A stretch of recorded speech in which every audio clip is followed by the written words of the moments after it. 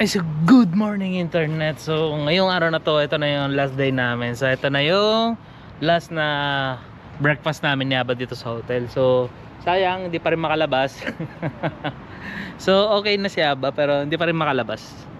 So hindi ko siya pwedeng ilabas pag ganito yung panahon. So medyo foggy dito. Ay, nakita nyo yung mga bundok.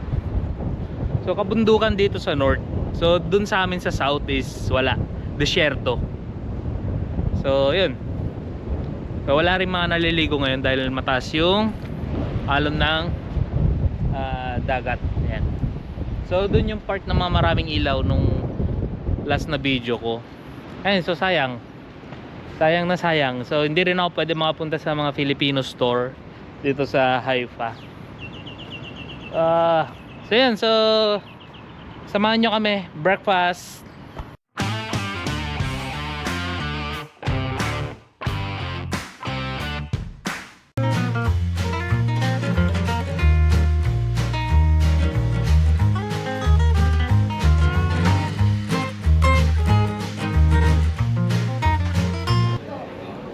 Here we have different kind of cheese. Cheese I like a lot. Okay. Cheese you want? Okay. Yes, wait. Give me that. What? This?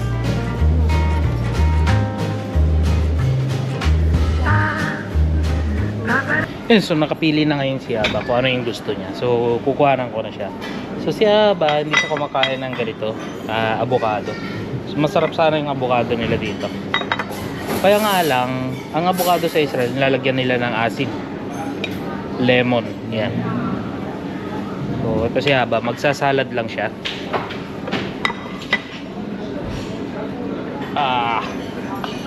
Yun lang. Ang hirap igalaw yung siko ko dahil umaga ngayon.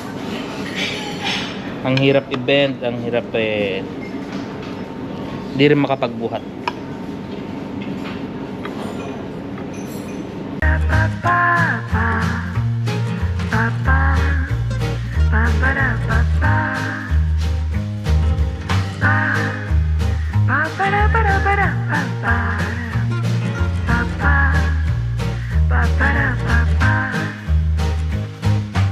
So how's the food, Aba?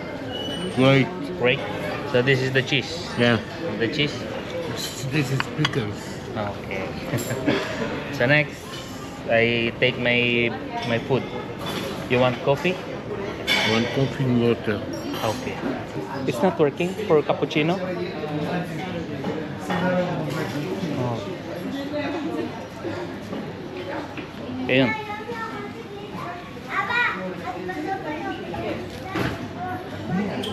Eto. So kahit walang machine, meron naman silang gatas. So gagawin ko na lang si Aba.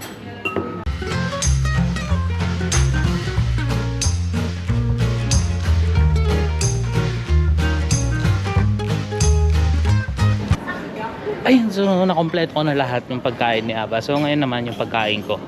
So mamimili ako, siguro mag-cheese muna ako. Kukuha ko dito ng cheese. Konting cheese lang, mga 2 slice lang.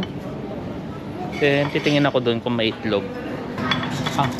What is this?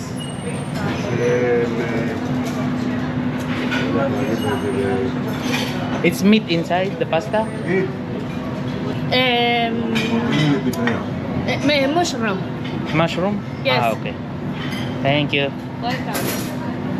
So mushroom daw yung itong pasta na to. So may problema sila pagsasalita ng English.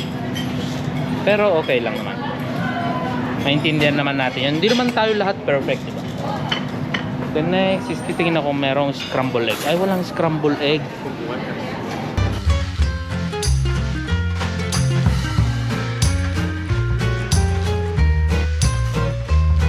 So pagkatapos na namin kumain is magkakaroon na ng checkout. May checkout na kami dahil hindi naman kami makalabas dito sa labas ng hotel dahil umulan. So yun, so medyo malas yung yung pagpunta namin dito sa north. Hindi kami makalabas. Okay, ngayon okay na si Aba pero yung weather naman ngayon ang hindi okay. So let's eat.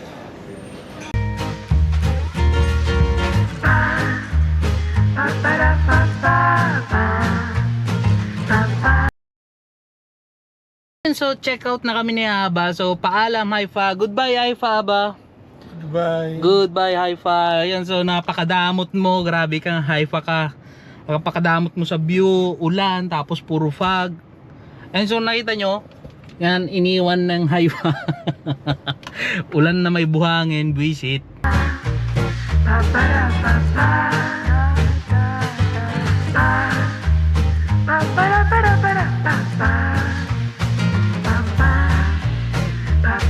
So nandito na kami ngayon na sa may stopping point namin. So meron pa kaming isa't kalahating oras na biyahe. So dito, binalikan ko talaga yung pancake. Wow. So kumuha ko ng chocolate mousse. Sarap nito. Tapos dito, syempre, kung may pancake, meron ka ding maple syrup.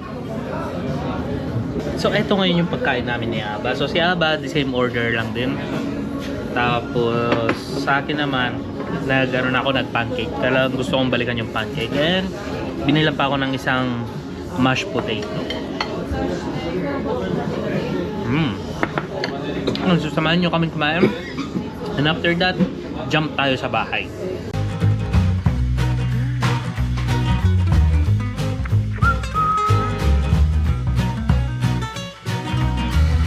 So good evening internet. So nakarating na kami ni Aba dito sa may village namin sa Mushabyan. So wala nang bundok. Wala nang makikitang dagat. So dito lang naman kami sa village. Yan. So gabi na nakarating kami. So sarap magpatakbo pero hindi ako pwede magmabilis dahil nga naka-wheelchair si Aba sa loob ng sasakyan. So ayoko namang mahulog si Aba or masira yung wheelchair. Kaya nasa around 80 to 100 lang ang takbo. So yung mga kasabayan ko, takbo nila 120, 130. Yan. So ganun sila kabilis dito. And so hanggang dito na lang tong video na to. So natapos na ang aming vacation sa Haifa. So sana nagustuhan nyo tong 3 videos na to.